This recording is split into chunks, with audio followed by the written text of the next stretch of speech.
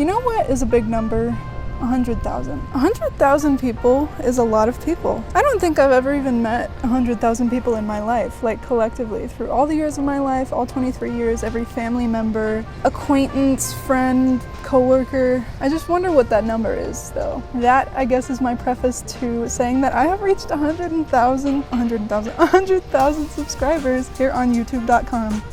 100,000 brainworms. Who would have thought? This feels like a Grammys, Oscars acceptance speech or something like that, but I truly am just so flabbergasted that 100,000 people care in some capacity about what I have to say, about the thing that I love most, which is language learning. But you already knew that. So what do people do when they reach 100,000 subscribers on YouTube? I guess they do Q&As. So I came to my favorite park here in Orizaba, and I'm gonna answer your questions. I feel like I don't do Q&As enough. I feel like, I don't know, this channel isn't about me, So, I don't know, who am I to be doing interviews all the time? But, it's fun, it's cool. So, I would say, do we have any questions before we start? But given that this entire video is about questions, you had your chance, so eat it. First up, someone asked me, what song best describes your 2023 so far? And you can even pick a song in each language. So I guess recently, since 2023 started, I've only been focusing on German, and I've only been speaking a lot of Spanish as well. So I guess English, Spanish, and German, those have been the languages of 2023 so far. So English,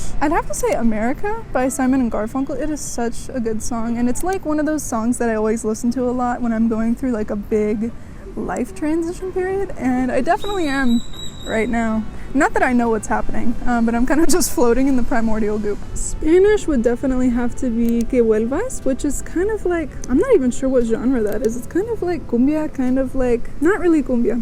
What the hell is that? I don't know, but it's by Grupo Frontera, and it's really kind of sad, but I like sad lyrics and I like sad songs. Honestly, it's really hard to find norteño kind of songs that aren't really sad and depressing, so. In German, I don't know if you guys have heard the song Gelernt by Captain Pink. It's pretty good, pretty good. Als nächstes lass uns einiges auf Deutsch beantworten. Oh my god, habt ihr das gesehen? Einiges auf Deutsch beantworten. Ich habe also richtig Angst, davor in einem Video Deutsch zu sprechen, aber es muss passieren. Jemand hat mich gefragt, what's the thing about German that makes you want to continue, aka what motivates you? Das ist eine gute Frage. Also Deutsch ist nicht für die schwachen Herzen sozusagen, aber ich bin Widder, das ist mein Sternzeichen, und wenn ihr etwas über Sternzeichen oder über Widder wisst, ihr wisst, dass wir sehr, sehr kompetitiv sind und auch, dass ich mag Herausforderungen.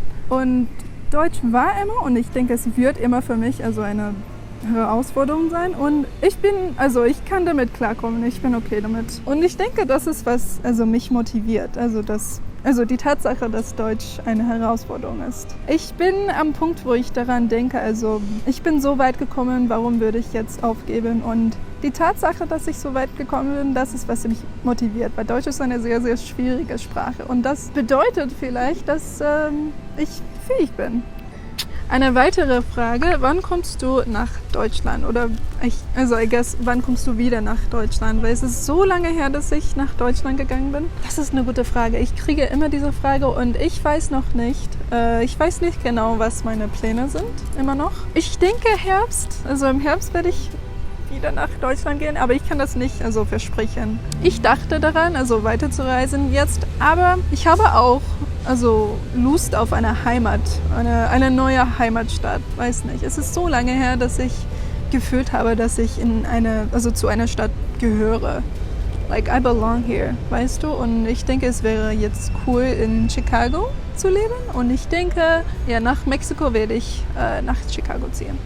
Y ahorita vamos a hacer unas preguntas en español, porque yo recibí más preguntas en español que en cualquier otro idioma. How is life in Mexico compared to the USA? Very interesting question. De hecho, yo ya hice un video sobre este tema hace como 2 años, más o menos. Pero ese video se trataba más de la Ciudad de México. También mencioné unas cosas sobre México como un todo, pero pues si quieren, vayan a verla. Yeah. Pues hablando generalmente, creo que hay muchas cosas que son diferentes entre como Estados Unidos y México. Bueno, hablando en general, hablando de, digamos, infraestructura, Es una gran palabra. Hay muchas cosas que son diferentes entre Estados Unidos y México. Uno, que sería el uso de efectivo. Creo que aquí se usa muchísimo más el efectivo que pues tarjetas u otras cosas. En Estados Unidos todo es con tarjeta, todo es electrónico. Entonces, no sé, es más conveniente porque no tienes que ir al cajero cada 2 o 3 días y así es un dolor de cabeza. Otra cosa, trabajo informal. Creo que aquí el trabajo informal es mucho más común, como pues gente vendiendo cosas en la calle, dando servicios.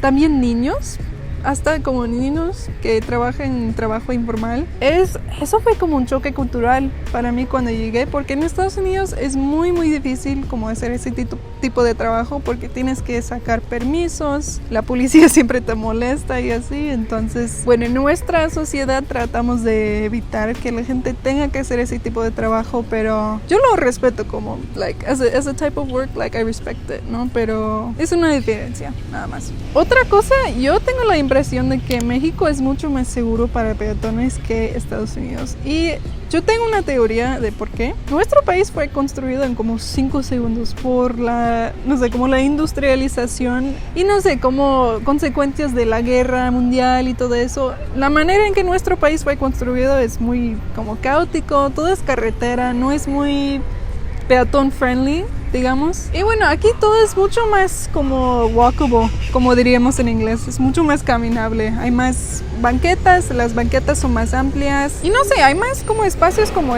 como los parques, las alamedas grandes, donde pues la gente puede existir sin pues preocuparse que un carro nos van a atropellar, ¿no? Y creo que es algo que carece mucho carece, what the fuck am I talking like that for? Carece. Creo que es algo que hace mucha falta en Estados Unidos, pero we can dream, can't we? Pero hablando de la gente, entonces más culturalmente, creo que los mexicanos son mucho más alegres que los estadounidenses, son menos críticos. No sé, yo siento que pues los estadounidenses siempre andan con sus corazones muy pesados.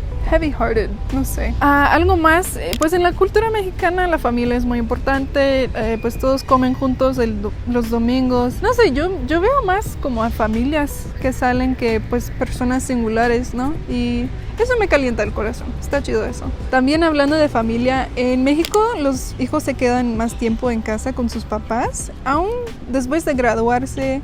A veces hasta después de casarse se quedan con sus papás. Y eso es algo como muy raro en Estados Unidos, porque una vez que cumplas 18, te vas, así nada más. Y no sé, la gente te critica si te quedas con tus papás por más tiempo, porque dicen que pues te estás aprovechando de tus papis, que no sé, que eres un moocher y así. Y yo no estoy de acuerdo con eso. Creo que si alguien tiene ese sistema de apoyo y pues no les molesta a sus padres, ¿por qué no? I feel like it comes from a deeper place in the United States. You know, I think that people are low-key kind of like envidioso.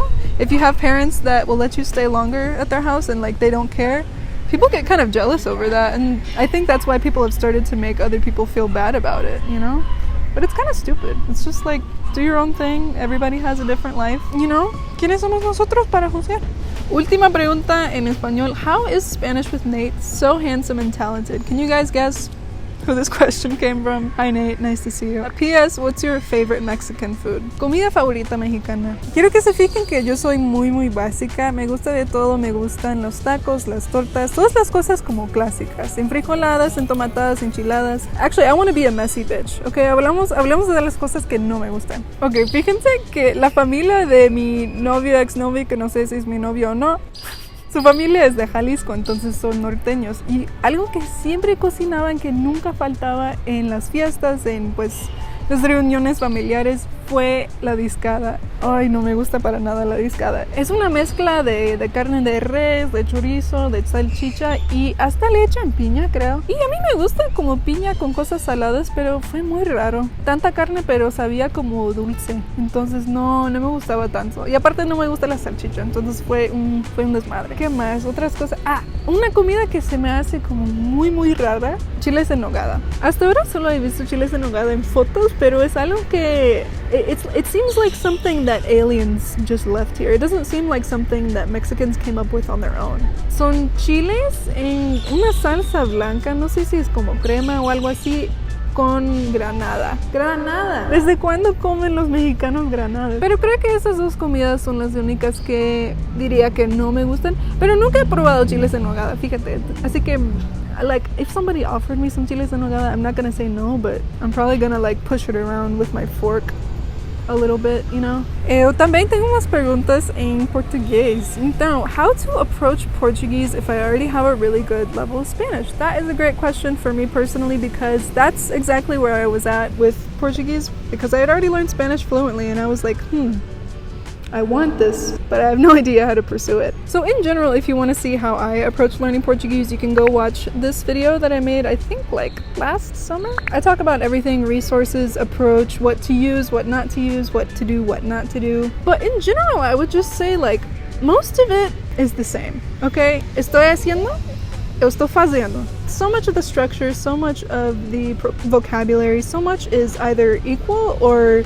has a very close equivalent. So with that said, do not take a traditional approach. Do not sit there and like get a book for beginners, like, because you are not really a beginner. If you're starting from a high level in Spanish, I don't really think you can qualify as a beginner in Portuguese. So don't start from zero, okay? What I would recommend is immediately starting to consume content with subtitles, because you do have to kind of, you know, even if you can read Portuguese pretty well, you probably can't understand it spoken. So what you need to do is just consume a lot of content, use subtitles or transcripts when you can, and just start to absorb and pay a lot of attention to the things that are most different, because the things that are most different are the things that are going to trip you up, like basura versus lixo. That is something that they just don't connect, so those are the things that you need to pay most attention to. Learn what the equivalents are. So for example, the fact that double L in Spanish is usually equivalent to CH in Portuguese, or the fact that the ñ, like the N with the tilde, in Spanish is usually equivalent to NH in Portuguese. That is, if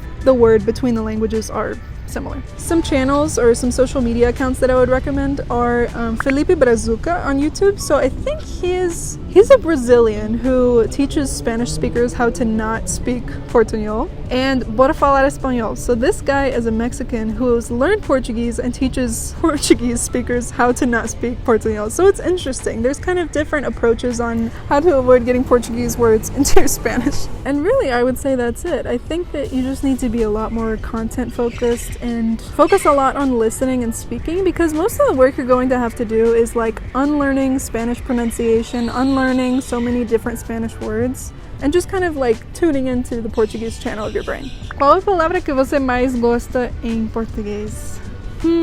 Eu pensei muito nessa pergunta. Eu acho que a palavra seria cachoeira, que significa waterfall em inglês. Acho muito bonita a pronúncia da palavra, esse sh, também combinado com o E, esse ditongo de várias vogais, né? O E, cachoeira.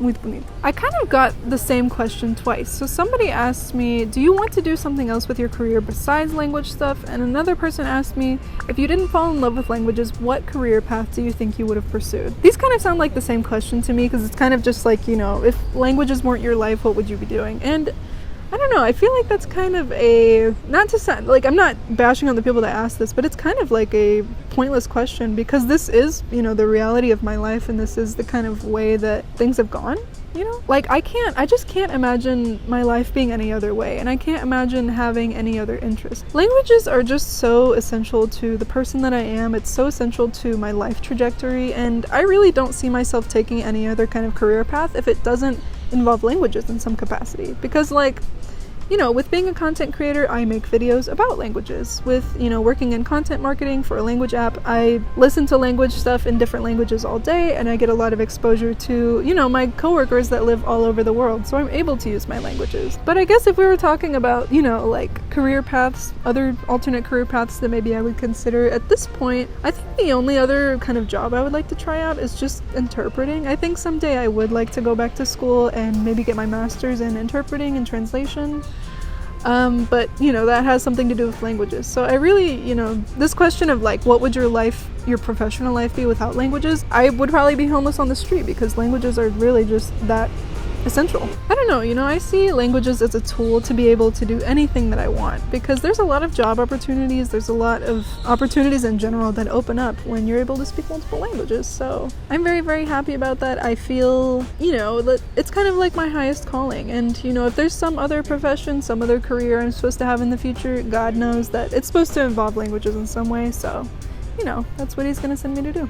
Oh man, I didn't mean to get so touchy-feely on that last one, sorry guys. Nah, touchy-feely is always good. So 100,000 people, huh? And this is what I'm doing on a Wednesday, just sitting in a park talking about enfrijoladas and shit like that. Seriously, thank you so much for supporting my channel in any capacity up to this point, whether that means, you know, liking my videos, sharing them, having a laugh at them. That means the world to me. I've been focusing so much more on gratitude recently, and it swells my heart so much to think about, you know, how far I've come. I don't know, and the fact that, you know, once again, 100,000 people will care in some capacity about what I have to say. That's just whack. So thank you so much, and I hope I can, you know, continue to be a part of your life in some capacity, since you guys have, you know, had such a big impact on mine. Okay, fine, no more touchy-feely stuff, okay? I'm gonna cry, don't make me cry. If you liked the video, give it a thumbs up, subscribe, and if you want to get really crazy, go ahead and hit the little bell notification button to get a notification every single time I post. And if you don't subscribe, well, I still have 100,000 more, so why would I need you? See you next time. Hasta la próxima. À bientôt. Bis zum nächsten Mal. Görüşürüz. Yeah, see you. Bye.